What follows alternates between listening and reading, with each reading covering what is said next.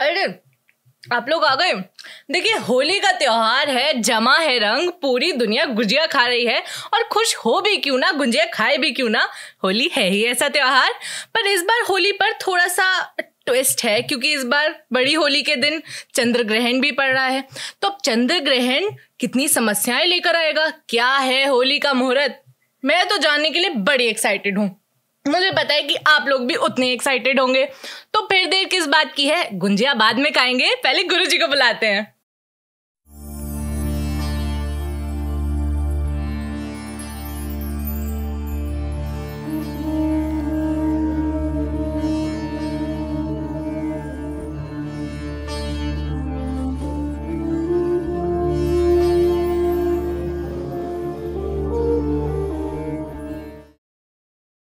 राम राम गुरुजी, आपको होली की बहुत सारी शुभकामनाएं। राम राम, आपको भी बहुत सारी शुभकामनाएं और आप सभी लोगों को होली की बहुत सारी शुभकामनाएं। गुरुजी, होली इतना प्यारा त्योहार है, मुझे तो बहुत ही पसंद है ये होली। मुझे लगता है कि आपको भी शायद उतना ही पसंद होगा। हाँ, तो अच्छा लगता है। अब जो होली प्रज्वलित करने का समय है वो एक बार आप दर्शकों को बता दीजिए। देखिए, होली 13 तारीख, पूर्णमासी 13 तारीख को है, लेकिन उसमें एक प्रॉब्लम है।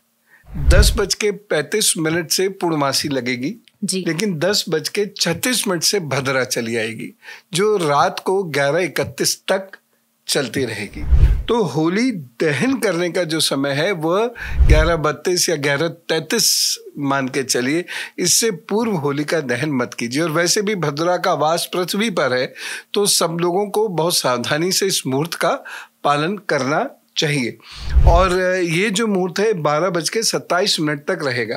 तो 11 बज के रात में 11:32 से लेकर 12:27 के बीच में होली का दहन करना चाहिए। गुरुजी, होली मेरा इतना मन पसंदीदा त्योहार है, पर फिर भी मुझे इसकी हिस्ट्री के बारे में कुछ पता ही नहीं है। तो क्या है होली का इतिहास? होली चंद्रमा के इर्द गिर्द घूमने वाला त्योहार है और होली को स्त्रियों के लिए विशेष शुभ माना गया है। तो वो जो होलिका में दहन करते हैं, इसका नाम पहले होला भी रहा है, फागुन पूर्णिमा भी रहा है। तो उनका जो सामग्री है ये बहुत महत्वपूर्ण होता है, स्त्रियों को सौभाग्य देने वाला होता है। तो इसीलिए उनको ये कार्य अवश्य करना चाहिए। एक चीज, अब इसकी जो कथाएं हैं, एक तो शिव जी से जुड़ी हुई है जी, कि शिव जी ने कामदेव को इस दिन भस्म किया है। और जब कामदेव भस्म हो गए तो उनकी पत्नी रति बहुत रोती बिलखती आई। तो फिर शिव जी ने, भोले बाबा हैं, उन्होंने उन पर कृपा की। लेकिन शिव जी के बाद श्री कृष्ण से भी ये त्योहार सीधा सीधा जुड़ा हुआ है। श्री कृष्ण एक कथा सुनाते हैं और वह कथा सीधे राजा रघु से जाकर जुड़ती है। डुंडा नाम की एक राक्षसी थी जो बच्चों को बहुत परेशान करती थी। तो वशिष्ठ जी से उन्होंने पूछा कि भाई मैं इससे छुटकारा कैसे पाऊं। तो वशिष्ठ जी ने एक उपाय बताया जो बहुत मजेदार है और जो हमारे आज के त्योहार से भी मिलता जुलता है। जो जिस ढंग से हम आज त्योहार मनाते हैं वह इससे मिलता जुलता है। और वो उपाय क्या है? जब होली का दहन हो तो बच्चे खूब मजा करे, शोर मचाए, तो वो डुंडा नाम की राक्षसी वहां से भाग जाएगी, बच्चों को परेशान नहीं करेगी, क्योंकि ये राक्षसी बच्चों को बहुत परेशान करती थी, बीमार डाल देती थी। तो आप सब लोगों से भी यही निवेदन है कि जब होली में अपनी सामग्री आप दें, होली प्रज्वलित हो जाए, तो ताली बजा के, करतल ध्वनि से, शोर मचा के, कैसे भी होली का स्वागत कीजिएगा। हिरण्यकशिपु से भी भविष्य पुराण के अनुसार होली का दहन की एक कथा मिलती है। जब बुआ जी उसको लेकर, बच्चे को लेकर अग्नि में प्रवेश करती हैं, ये सोच के कि अग्नि मुझे तो जला नहीं सकती, लेकिन भगवान विष्णु को वो भूल गई। तो होली पर ये ध्यान रखिएगा कि नारायण की पूजा करने का विशेष महत्व है। तो उस बच्चे की जान तो बच गई और वो बुआ जल मरी। तो ये एक कथा इसमें आती है। एक और इसमें कथा है। होली एक यज्ञ है और इस यज्ञ का उल्लेख वैदिक समय से आ रहा है। तो लकड़ियां इकट्ठी करते हैं, फिर वो बिल्कुल वैसे ही होता है जैसे यज्ञाग्नि को हम प्रज्वलित करते हैं। तो होली एक यज्ञ है और इस यज्ञ में हम सभी लोगों को सामग्री डालनी चाहिए। अब ये सामग्री क्या है, लेकिन उससे पहले ये ध्यान रखिएगा कि कोई भी लकड़ी यदि आप चुरा के लाते हैं, किसी को नुकसान पहुंचा के लाते हैं, तो इसका बहुत विपरीत प्रभाव आपके जीवन पे पड़ेगा। ये तय बात है, 99.99% नहीं 100%। तो होली के हुड़दंग में इतने मसरूफ मत हो जाइएगा कि आप किसी का नुकसान कर दें, किसी का दरवाज़ा तोड़ दें, किसी की लकड़ी उठा के भाग जाएं। ऐसा मत कीजिएगा, खरीदिए और उससे होली का दहन कीजिए। तो उसमें सामग्री क्या होगी? देखिए, होली में बहुत सारे लोग क्या करते हैं, दूध डाल देते हैं। दूध नहीं डालना है। बहुत सारे लोग क्या करते हैं, पॉलिथीन डाल देते हैं। ये महापाप कभी मत करिएगा।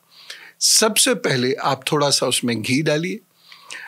उसके बाद दूसरी चीज़, जो गोबर की बरगुलियाँ जिसे कहते हैं, वो एक माला में परो लीजिए। उसे बान की माला होती है, उसमें वो परो लीजिए और उसे होलिका को अर्पित कर दीजिए। कोई एक ऋतुफल होगा, वो ऋतुफल वहाँ रख दीजिए। ठीक, तो ये इन चीज़ों से होलिका दहन कीजिए और साथ में प्रसादम रखिए। उसमें गुजिया जो तुम खा गए, ये गुजिया रखिए, कुछ नमकीन रखिए। आपके यहाँ जो जो मिष्ठान आदि बनते हो या दही भल्ले बनते हैं, किसी के यहाँ कुछ बनता है, किसी के यहाँ कुछ बनता है, वो इर्द गिर्द रखिए, अर्पित करिए और फिर उसे कहीं और रख लीजिए। अब आप गन्ने भूनिए। ठीक है, 3 चक्कर न्यूनतम आपने गन्ना भूनना है और उसके बाद जो जौ आती है, उसके जो उसमें लगे हुए छोटे छोटे दाने हैं, उसको एक दूसरे को दीजिए। कोई भी त्योहार किसी को कुछ दिए बिना, किसी की खुशी में शामिल हुए बिना पूर्ण नहीं होता, तो वह उसको दीजिए। रात में ही प्रसाद का कुछ हिस्सा ऐसा निकाल के रखिए कि आप निर्धन जनों को या जिनके घर में समस्याएं हैं, वास्तविक रूप से समस्याएं हैं, उन्हें दे सकें, जिससे कि वह आपको दुआएं दें। आपकी होली इसी से पूर्ण हो जाएगी। तो ये करना ज़रूरी है। तो जो कथाएं हैं मैंने आपको बताई, और श्री कृष्ण जी से होली तो बहुत ज़्यादा जुड़ी हुई है, खूब खेलते थे, लेकिन वो होली थी टेसू के फूल की।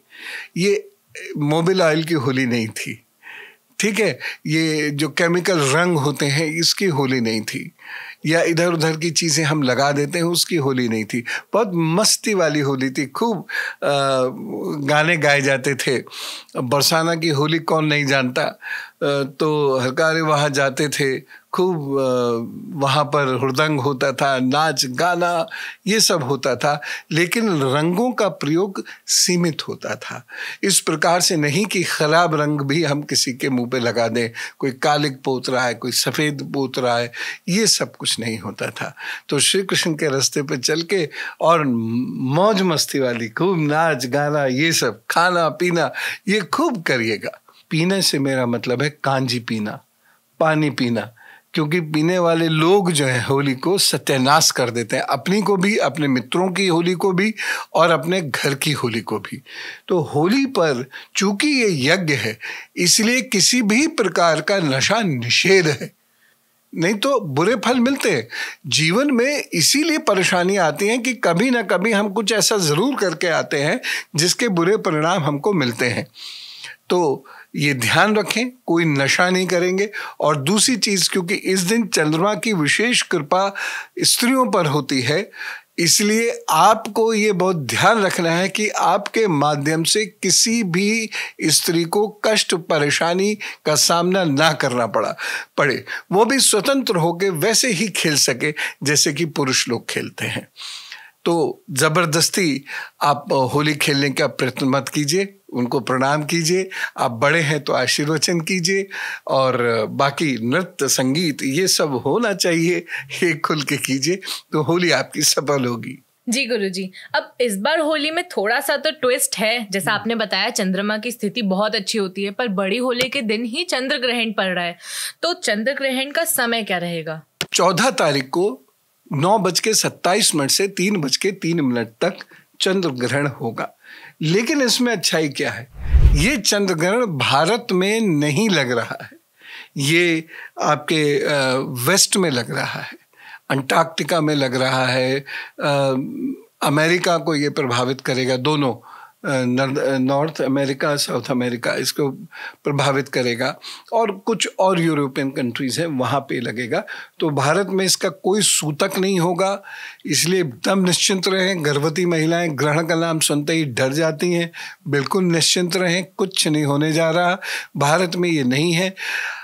लेकिन चूंकि आकाशीय स्थिति में परिवर्तन होता है तो उससे कुछ न कुछ दैवीय आपदा आएगी। 6 महीने के भीतर धरती कांपेगी, या कहीं पानी बहुत ज़्यादा बरस जाएगा, बाढ़ की स्थिति बन जाएगी, कहीं अग्नि की स्थिति, आग की स्थिति बनेगी, राजनीतिक उथल पुथल होगी। लेकिन होली पर उसका कोई बुरा प्रभाव पड़ने नहीं जा रहा।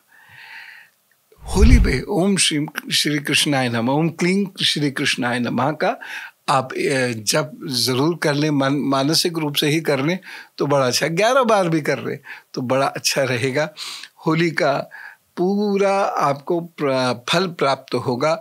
होली पर सौभाग्य चमकते हैं, तो ये आपके लिए बहुत आवश्यक है कि होली को उसी सौम्यता के साथ जैसे वैदिक युग से आज तक होती आई है, मुगल समय तक होली होती आई है, वैसी ही होली आप खेलें तो आनंद होगा। गुरुजी, भारत पर तो इसका कोई प्रभाव है ही नहीं, तो फिर भी क्या कोई सावधानी बरतनी है? कोई नहीं, मस्ती से होली खेले, कांजी से खाए पिए, कोई फर्क नहीं, कोई फर्क। पीने का मतलब कांजी पीने से है, चाय पीने से है, कॉफी पीने से है, तो कोई फर्क नहीं पड़ेगा। एकदम निश्चिंत होकर आप अपना त्योहार मनाइए। बहुत बहुत धन्यवाद गुरुजी, आपने हमें होली के बारे में इतनी सारी चीजें बताई, उसका इतिहास बताया जो मुझे आज तक पता ही नहीं था, और किसी ने बताने की कोशिश भी नहीं की, और किसी को शायद और भी नहीं पता होगा। और साथ ही आपने हमें मुहूर्त बताया, क्या हमें होली पे करना है ये बताया। तो फिर से आपका बहुत बहुत धन्यवाद, और आपको बहुत सारी शुभकामनाएं। बहुत बहुत धन्यवाद, बहुत बहुत धन्यवाद। आप सब लोगों को होली की बहुत बहुत बधाइयाँ। आपको भी होली की बहुत बधाइयाँ। अभी 2 गुजिया हाथ में है, 4 हो जाएं, ऐसी मेरी कामना है। और खूब मस्ती कीजिएगा होली पे, लेकिन नशा बिल्कुल मत कीजिएगा, ये यज्ञ है। और दूसरी चीज़, सौभाग्य लक्ष्मियों को आप बिल्कुल परेशान ना करें, स्त्रियों को आप बिल्कुल परेशान ना करें, उन्हें उनके हिस्से का त्यौहार उनकी अस्मिता के साथ मनाने दें। ये 2 मेरी प्रार्थनाएं हैं, स्वीकार कर लीजिएगा। बाकी आनंद है इस होली पे, और कोई प्रॉब्लम नहीं है। हाँ, दहन करने में रात्र जरूर हो जाएगी, 11:32 हो जाएंगे, कोई बात नहीं, सारी रात जगा जा सकता है। त्योहार पे तो मस्ती इतनी है, कालिदास जी कहते हैं, तो त्योहार पे तो इतना सुंदर वातावरण होता है, लोग मिलते जुलते हैं, तो ऐसा ही कीजिएगा आप लोग भी। तो अगले थर्सडे तक के लिए आप सभी लोगों को राम राम, नमस्कार, भारत माता की जय, होली की बहुत सारी बधाइयाँ।